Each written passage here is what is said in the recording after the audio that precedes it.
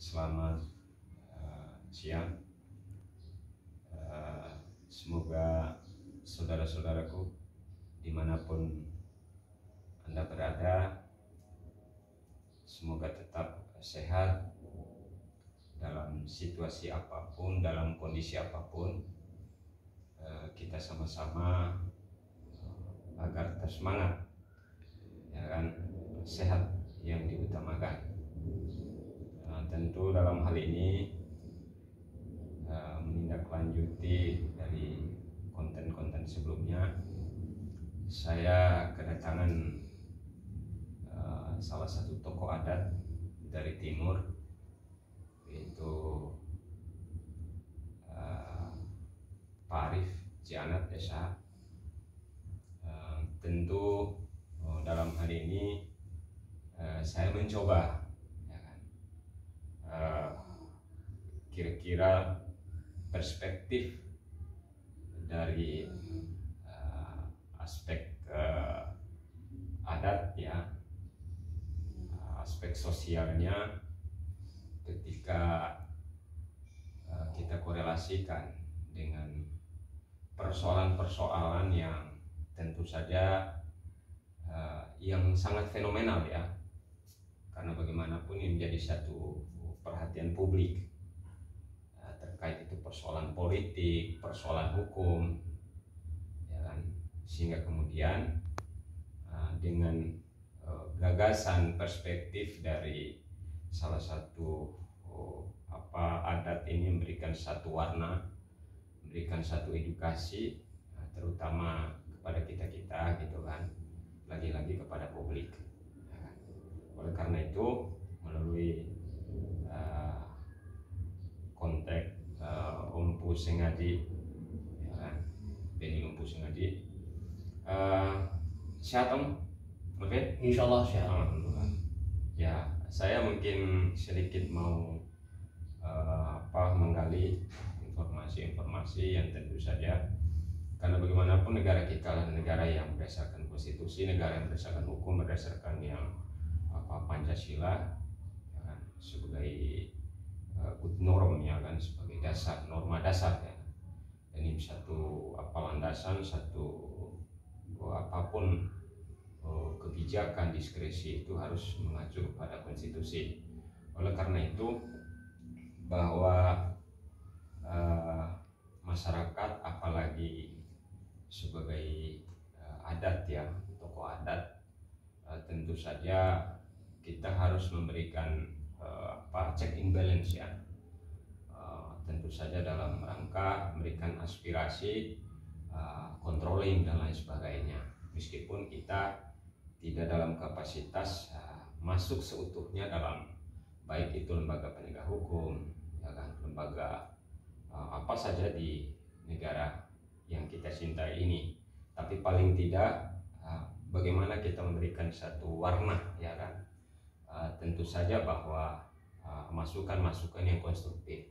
Kira-kira bagaimana pandangan dari Pak tokoh adat nih? Silakan. Oke, Pak Bunyamin, saya terlebih dahulu sebagai tokoh adat. Jadi adat ini adalah bagian daripada kultur yang sudah menjadi darah daging di negara Republik Indonesia, yang tidak terlepas dari NKRI berdasarkan ketentuan UUD 45 dan Pancasila.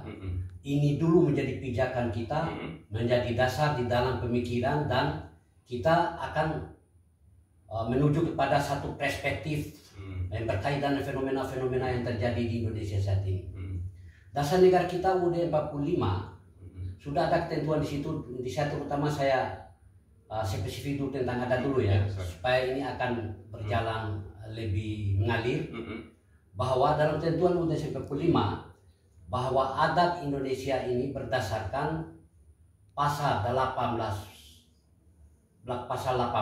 ketentuan UUD 45 itu huruf E itu kalau nggak salah, ya. Nah, itulah yang seingat saya menjadi adat.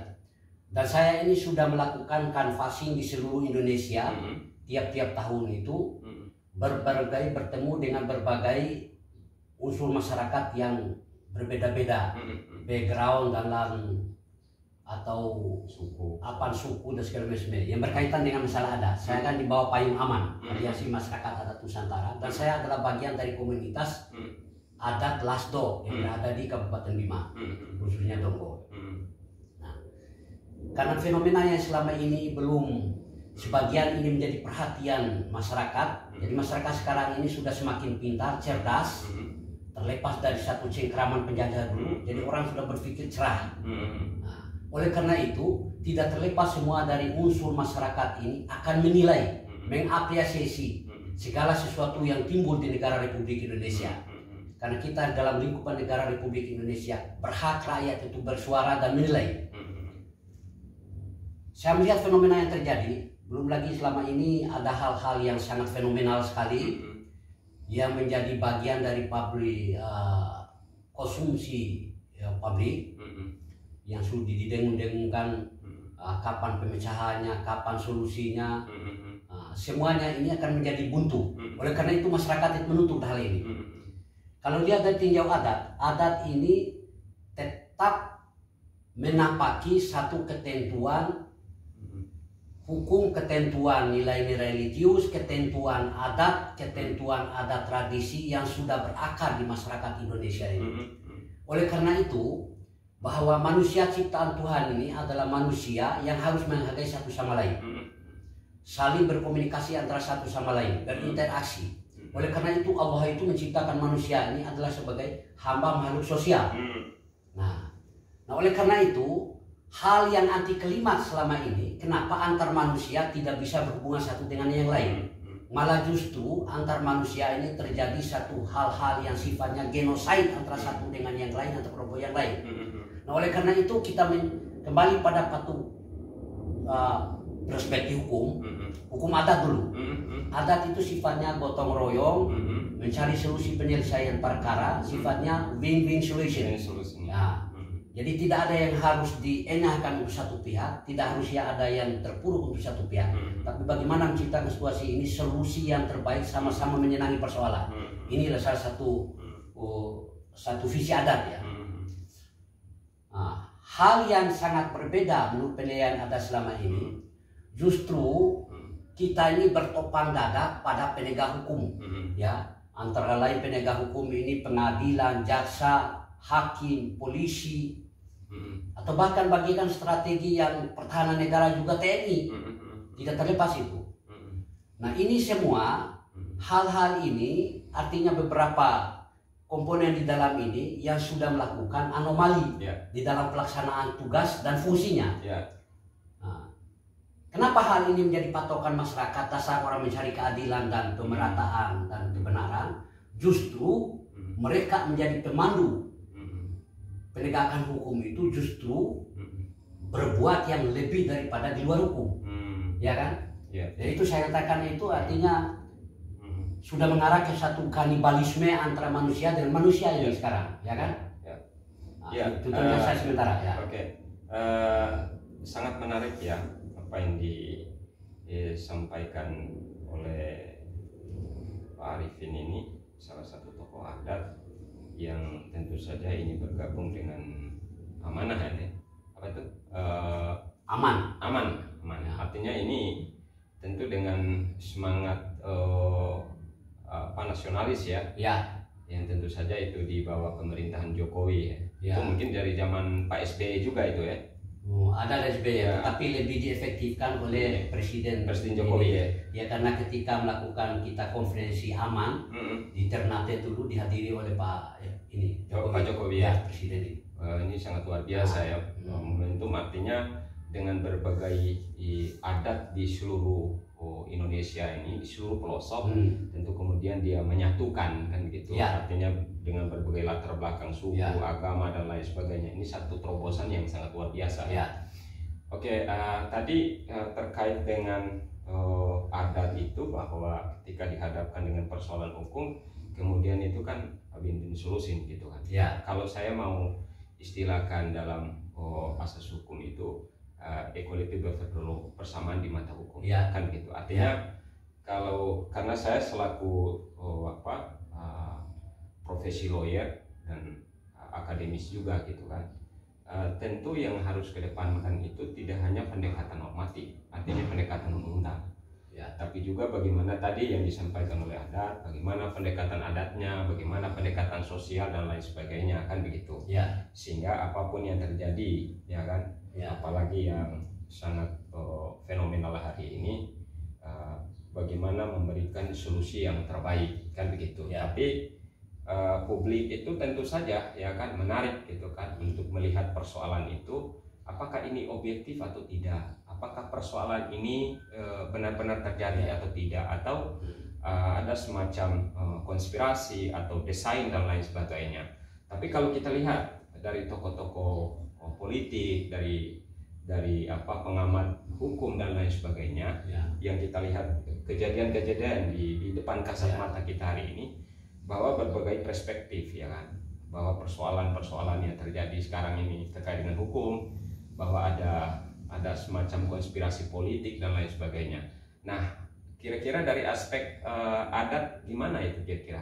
Ya, ini sebetulnya hal, kalau saya nyatakan ini adalah satu tindakan dan satu putusan yang sifatnya parsial. Parsial dari komponen yang ada di situ bagi oknum-oknum yang tergabung di dalam hal itu. Ya. Ini satu tindakan yang parsial, subjektif sifatnya. Ya.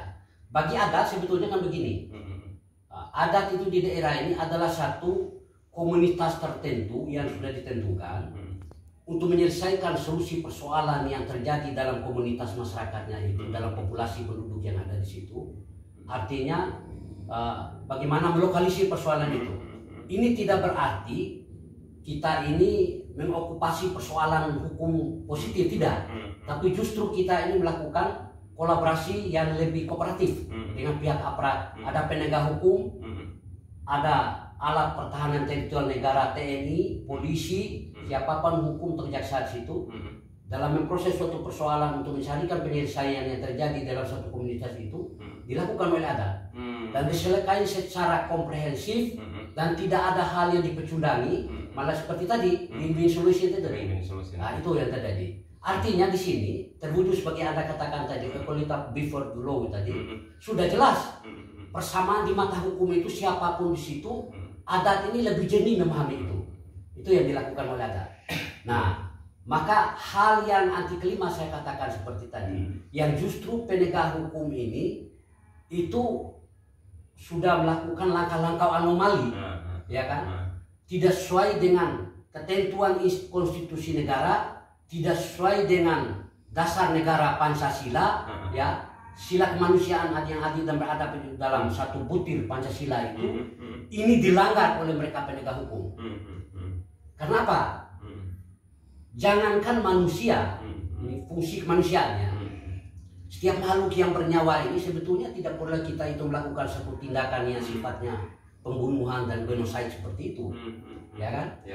Faktor manusia yang sama-sama penegak hukum, yang saling mengisi antara satu take and give, ya. Tidak terlepas dia itu jabatannya tinggi atau rendah, tapi manakala kelemahan atau faktor karena luput dari manusia ini, luput dari kelemahan dan kelupaan, maka justru itu disitulah saling mengisi antara satu dengan yang lain. Ya. Nah, justru dari atas ini kearifannya, ya kan? Mereka ini kan memiliki komandan, salah satu komandan atau asalnya kan memiliki hak diskresi, ya. Diskresi. Nah, hak diskresi. Hak diskresi ini kan artinya pada posisi seruan komandan tertinggi dari negara ini penegak hukum katanya bahwa penegakan hukum itu harus berdasarkan dalil-dalil yang bisa dijembatani sesuai dengan kearifannya, kan begitu. Tidak berarti harus otomatis mutlak itu berlaku begitu kan? Ya. Karena ada sekarang kan justice, science, criminal investigation, bukan itu? Bukan. Ada salah satu istilah yang baru ini yang di Seriwan Kapolri itu. Masalah keadilan ya? Ya, masalah keadilan. Artinya hal-hal yang tidak mungkin dinaikkan ke proses verbal pengadilan secara litigasi, ya, Ini kan ada istilahnya pendekatan ya pendekatan sesuai dengan diskresi. Restorasi. Ya, restorasi justice. Ya, itu kan semangatnya. Ya. Jadi restorasi justice ini memang sangat relevan sesuai dengan diskresi yang dilakukan oleh atasannya itu sebetulnya. Ya. Nah, kenapa ini tidak dijalankan? Ya, betul. Ini yang berbanding terbalik dengan keadaan ini. Karena seperti tadi, karena ada tindakan yang sifatnya parsial dari oknum tertentu di dalamnya itu ya sudah seperti tadi. Ya, sudah melaksanakannya jahat kanibalisme yang tidak terukur dan tidak teratur. Ini sangat menarik ya. Artinya walaupun kita tidak secara spesifik ya terkait dengan persoalan-persoalan yang dihadapi oleh kita hari ini gitu kan. Tapi paling tidak kita bagaimana persoalan ini kita memberikan salah satu check in balance ya kan, memberikan satu masukan-masukan yang konstruktif. Kemudian kalau terkait dengan bahwa lembaga dalam negara ini ada lembaga yang diberikan oleh negara dan dibiayai oleh negara seperti Komnas HAM, lalu kemudian Kompolnas dan banyak hal ya kan sebagai bentuk pengawas ya kan, atau check and balance juga terhadap institusi penegak hukum, baik itu pengadilan, jaksa, polisi, lawyer gitu kan. Nah sehingga kemudian tadi kalau sedikit yang disorot oleh tokoh adat tadi bahwa kaitan bahwa hidup ini hidup ini tentu memerlukan ya kan banyak hal. Artinya dalam satu institusi itu bagaimana memberikan satu proteksi antara pimpinan dan bawahan ya kan, sehingga ini terjadi kerjasama dan melahirkan diskresi sehingga mereka sebagai pengayom dan pelindung masyarakat itu lalu kemudian paling tidak dalam rangka mengaplikasikan ya kan kepada publik itu sebagai pengayom pelindung masyarakat ya. Tentu saja bahwa mereka ini adalah sebagai cermin ya dari masyarakat gitu kan, dengan sikapnya, karakternya dan segala macam gitu kan. Nah sehingga kemudian ini menjadi contoh ya kan bagi masyarakat yang grassroots ke bawah, masyarakat yang tidak tahu hukum dan lain sebagainya gitu kan. Salah satu tadi misalnya masyarakat di pelosok sana meskipun mereka terintegrasi dengan hukum adatnya, tapi paling tidak bahwa hukum di Indonesia ini seperti ini gitu kan, yang terjadi gitu kan. Nah kemudian bagaimana kalau kita korelasikan bahwa semangat ya kan hak asasi manusia itu tadi sudah disampaikan juga semangat hidup gitu, artinya manusia itu punya hak hidup ya kan itu kan artinya kalau kita bahwa hari ini adalah pendekatan bahwa Tuhan yang menentukan bahwa hidup mati itu manusia ya Tuhan kan begitu tapi kadangkala tadi bahwa itu terjadi bukan hanya zaman sekarang, dari zaman Adam aja itu dengan Habil Kabil itu saudara kandung ini sudah terjadi, artinya fenomena hukum pidana itu sudah terjadi di zaman itu adat pun hari itu sudah terjadi kan begitu Nah sehingga kemudian kira-kira bagaimana solusinya itu tadi ya kan menurut perspektif adat sehingga bisa kita keluar dari persoalan ini, sehingga kita konsen gitu kan negara ini bisa memikirkan bagaimana kesejahteraan masyarakatnya, lalu kemudian nyaman dan lain sebagainya. Kira-kira gimana? Ya, jadi begini. Kita ini negara Indonesia ini terjajah oleh bangsa lain itu kurang lebih ratusan tahun. Jadi masih ada membekas dalam benak kita ini yang masih konservatif sifatnya. Memang ada. Jadi benang merah sifat inferior itu, artinya sifat keterpuruan mental kita itu sudah jatuh di situ. Artinya tidak ada keyakinan yang konsisten di dalam hati kita untuk menegakkan sesuatu. Karena itu tadi terlepas. Tapi tidak berarti ini sudah jauh dari kita itu, dari sifat inferior itu. Sekarang kita zaman merdeka. Zaman kemerdekaan ini berhak orang itu mengeluarkan suara, berhak untuk mengajukan pendapat sesuai pasal-pasal dan segala macam dalam ketentuan undang-undang itu. Nah, sekarang ini justru yang harus dilakukan oleh kita adalah mari, ya kan? Seperti adanya adat ini, coba dipemberdayakan ini semua suku-suku di Indonesia ini untuk memberdayakan satu peningkatan dasar adat sebagai jati diri bangsa Indonesia. Tidak berarti harus merampas hak-hak penegak hukum lain sebagai intervensi, tetapi ini kombinasikan, ya, supaya ada hal nilai religius ada, nilai adat, budaya, sosial ada di situ, semua itu berlaku. Semua ini harus disaring, gitu. Nah, penegak hukum itu tidak berada karena kita patokan kita ini kan sifatnya Eropa kontinental, ya. Lebih-lebih pada penegak hukumnya sepertinya polisi misalnya. Kan mereka memahami hitam putih persoalan itu. Nah, makanya tadi itu hindari dulu sifat inferior itu. Jangan berpatokan pada tendensi satu produk dari luar negara. Ya, tapi produk originalitas kita ini adalah produk berdasarkan adat istiadat budaya yang berakar menjadi bagi diri bangsa Indonesia sampai saat ini. Ciri khas bangsa, ciri khasnya bangsa Indonesia. Itu udah sangat menarik ini, ya kan? Mungkin ini satu langkah-langkah yang menjadi satu perhatian, ya kan, bagi negara gitu kan. Tentu saja dengan masukan-masukan seperti ini menjadi satu prioritas gitu kan yang perlu didengar, apalagi itu suara-suara dari tokoh adat, ya kan, sehingga kemudian bagaimana menyatukan bahwa Indonesia itu menjadi manusia yang seutuhnya gitu kan. Tentu saja semangat pemerintahan di bawah Presiden Jokowi, ya kan, tadi seperti apa yang disampaikan oleh tokoh adat ketika adat-adat pada saat acara di Ternate, ini satu terobosan yang sangat luar biasa. Mudah-mudahan ini berjalan terus, Pak Arifin sebagai tokoh adat gitu kan. Lalu kemudian kami tidak spesifik, ya kan, terkait dengan persoalan yang terjadi hari ini, tapi paling tidak ini check and balance, ya kan, memberikan satu masukan-masukan konstruktif. Terima kasih. Ada satu hal yang saya mau isi lagi. Supaya SDM kita di Indonesia ini, terutama aparatur-aturnya ini, ya, lebih seperti ada komponen organisasi dua sebagai lembaga kontrol tadi, ya, baik DPR, Kompolnas, Komnas HAM segala macam ini.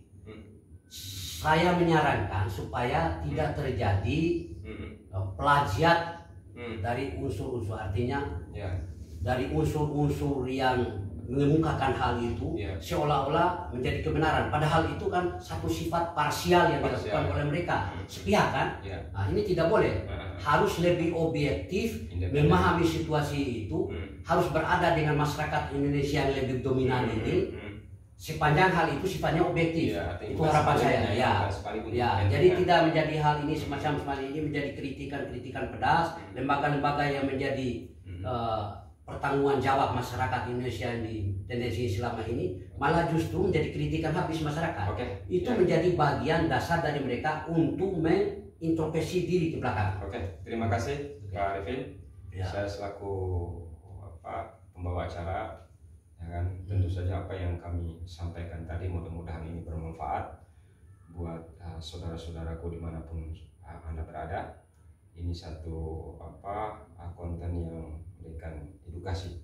Terima kasih. Saya Heri. Assalamualaikum warahmatullahi wabarakatuh.